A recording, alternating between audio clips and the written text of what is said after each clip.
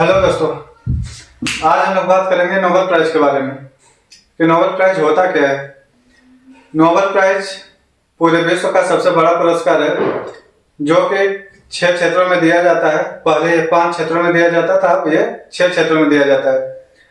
यह स्वीडन की राजधानी स्टॉकहोम में जो स्वीडन के राजा होते हैं उनके द्वारा दिया जाता है। लेकिन इसमें से एक ऐसा पुरस्कार है जो शांति का नोबेल पुरस्कार है। यह केवल नॉर्वे की राजधानी ओस्लो में दिया जाता है। बाकी सभी पुरस्कार आपको स्वीडन की राजधानी स्टॉकहोम में दिए जाएंगे।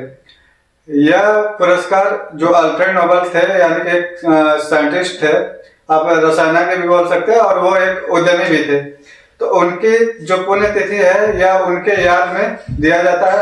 यह पुरस्कार हर साल 10 दिसंबर को दिया जाता है, लेकिन इसकी जो घोषणा होती है वो हर साल अक्टूबर महीने में होती है। अक्टूबर महीने में हर साल घोषणा होती है और यह 10 दिसंबर को हर साल स्टॉकहोम में दिया जाता है, केवल शांति का जो पुरस्कार होता है उसको छोड़ करके। इसमें क्या क्या दिया जाता है, तो इसमें दिया जाता है एक गोल्ड मेडल दिया जाएगा आपको, एक प्रमाण पत्र दिया जाता है और एक प्राइज मनी दी जाती है। जो प्राइज मनी होती है वो हर साल चेंज होती रहती है। तो जो अल्फ्रेड नोबेल की वसीयत होती है उसके अनुसार वो चेंज होती रहती है प्राइज मनी, क्योंकि उसमें इंटरेस्ट और ये सब चीजें मिलाकर के वो दी जाती है। तो इस साल यानी कि सन 2025 का जो प्राइज मनी है वो प्राइज मनी है आपका 10.36 करोड़ रुपए, ये लगभग है। अब आता है कि थोड़ा सा जान लेते हैं अल्फ्रेड नोबेल क्या है। अल्फ्रेड नोबेल सन 1883 में, इनका सन 1833 में स्टॉकहोम में इसका जन्म हुआ था, और ये स्वीडन की राजधानी जो अभी फिलहाल स्टॉकहोम है वहां पे जन्म हुआ था। इसके फादर इमैनुअल नोबेल थे, और इनका जो सबसे क्रांतिकारी खोज था वो था डायनामाइट। डायनामाइट क्या होता है कि डायनामाइट एक एक्सप्लोजिव है, यानी कि एक विस्फोटक पदार्थ है। इसीलिए यह भी बोला जाता है कि जो अल्फ्रेड नोबेल थे उन्होंने ये एक विस्फोटक यानी कि एक मौत की खोज की थी। किंतु आपको ध्यान देने योग्य ये भी बात है कि जो डायनामाइट है उसका अच्छे चीजों के लिए भी यूज होता है और बुरे से बुरे चीजों के लिए भी यूज होता है।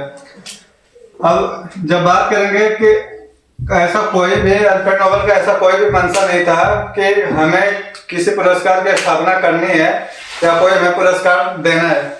किंतु सन 1888 में एक न्यूज़पेपर था और उसने गलती से छाप दिया था कि मौत के सौदागर की हुई मौत, यानी कि उस समय कोई घटना हुई थी, विस्फोट हुआ था, तो उसमें लोगों की मौत हुई थी। तो उसमें न्यूज़पेपर वाले को यह भी लगा था कि इसमें अल्फ्रेड नोबेल की मौत हो गई है।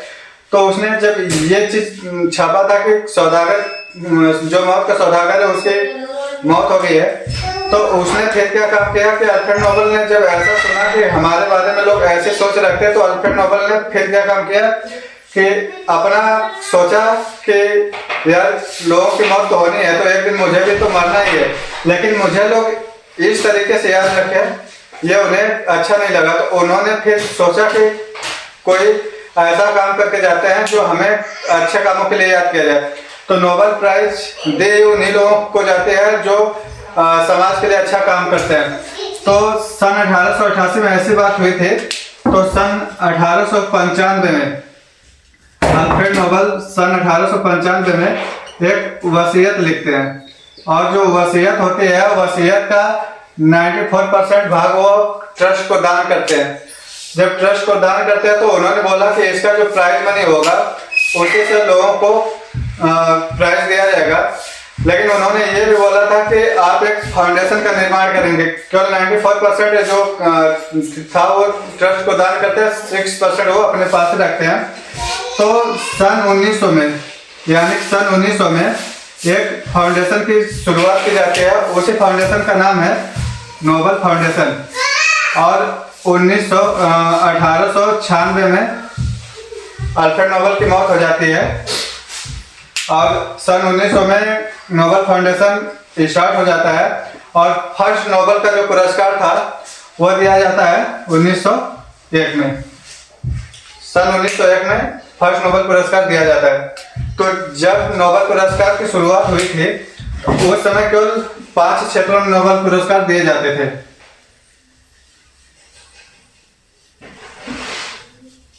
वो 5 क्षेत्र थे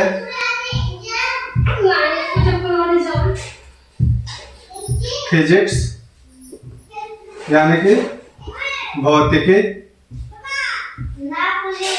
केमिस्ट्री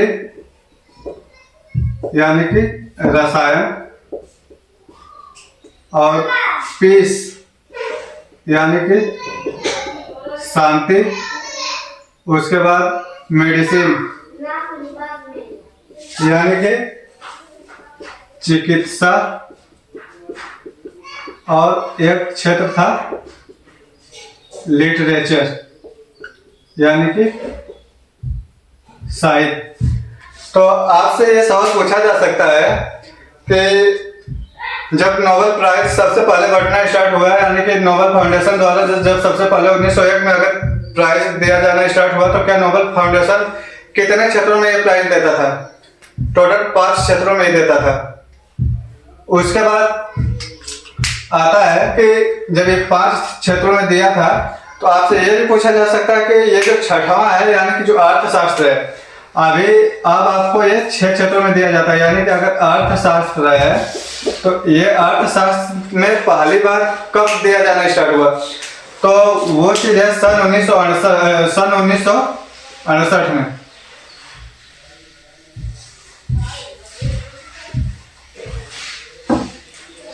सन 1968 में पहली बार नोबेल फाउंडेशन द्वारा घोषणा की जाती है कि हम इकोनॉमी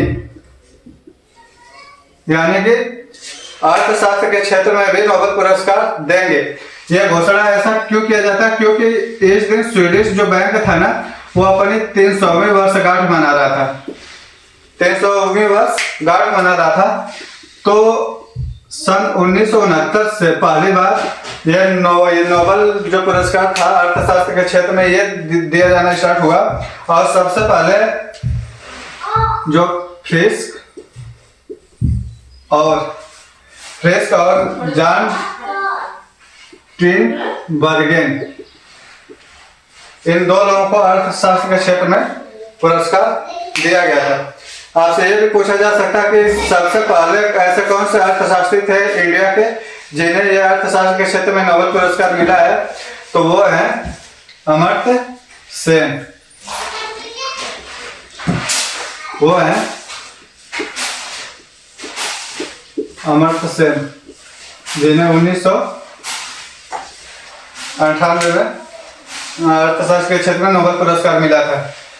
तो आपसे यह भी पूछा जा सकता है कि ऐसे कौन से नोबेल पुरस्कार है जो केवल ओस्लो में दी जाती है? ओस्लो नॉर्वे की राजधानी है। तो ये आपको जो शांति के क्षेत्र में नोबेल पुरस्कार होता है वो दिया जाता है, और बाकी जितने भी है वो स्टॉकहोम में दिए जाते हैं। ये स्वीडन की राजधानी है। ठीक है। एक चीज याद रखने वाली है कि नोबेल फाउंडेशन ने सन 1974 में एक घोषणा की थी, और उस घोषणा में बोला था कि किसी भी व्यक्ति को मरणोपरांत कभी भी यह प्राइज नहीं दी जाएगी। लेकिन एक चीज और नोट करने वाली बात है कि अगर अक्टूबर के महीने में मान लीजिए किसी व्यक्ति की घोषणा की जा चुकी है कि इस व्यक्ति को नोबेल पुरस्कार दिया जाएगा, और वो व्यक्ति दिसंबर से पहले मर जाता है मान लीजिए, तो उसको वो पुरस्कार दिया जाएगा। सबसे ज्यादा अगर उम्र की बात की जाए कि सबसे ज्यादा उम्र वाला कौन सा व्यक्ति है जिसको ये नोबेल पुरस्कार मिला है, तो वह जॉन बी बुडेनफ। इनको 97 ईयर्स में ये पुरस्कार मिला है। कब मिला था? 2019 में मिला था। किस क्षेत्र में? केमिस्ट्री क्षेत्र में।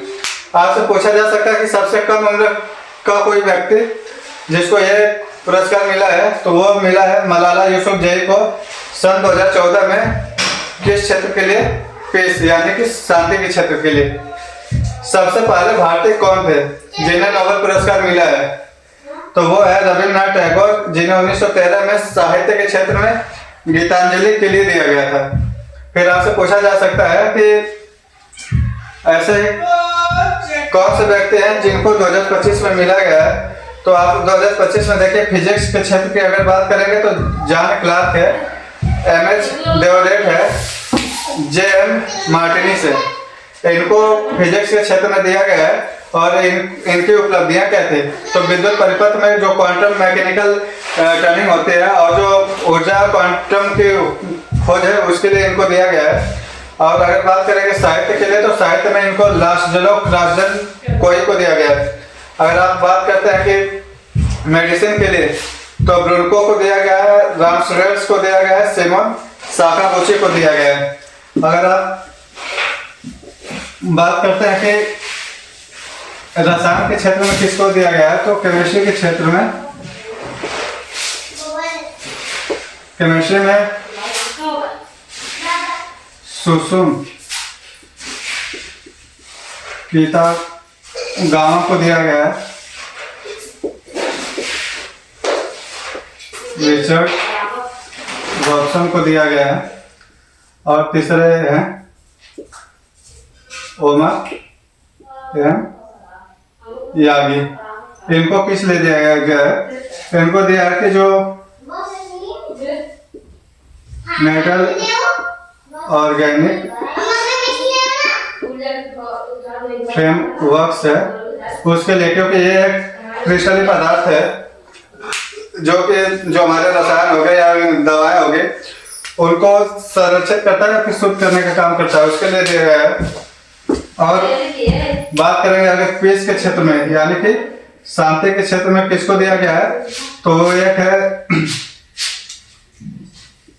मचाडो करके, एक है ये वेनेजुएला के हैं। तो वेनेजुएला के विपक्षी नेता हैं ये, वेनेजुएला के जो विपक्षी नेता हैं वो है। और इनको नोबेल पुरस्कार इसलिए दिया गया है क्योंकि वेनेजुएला में ऑलरेडी एक तानाशाही शासन चल रहा था, तो वहां पे इन्होंने विरोध प्रदर्शन किया था, लेकिन इनका विरोध प्रदर्शन करने का जो तरीका था वो राजनीतिक संवाद और शांति के साथ था, तो इसलिए इन्हें ये नोबेल पुरस्कार दिया गया है।